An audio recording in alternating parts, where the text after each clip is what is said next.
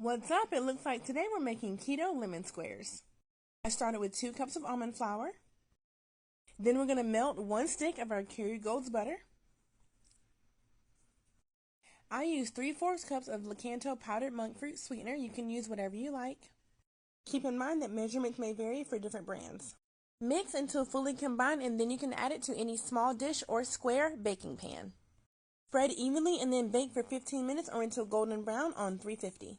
While that's baking, we're going to make the filling. I started by squeezing 4 lemons. Stuck them in the microwave to get the most juice out. And then we're going to squeeze until we get half a cup. In a bowl, you want to add 4 tablespoons of your softened butter, your lemon juice, half cup of sweetener.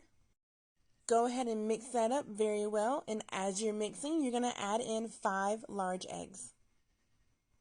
Again, we're going to mix until fully combined. And for our last ingredient, you're going to mix in 1 big tablespoon of coconut flour.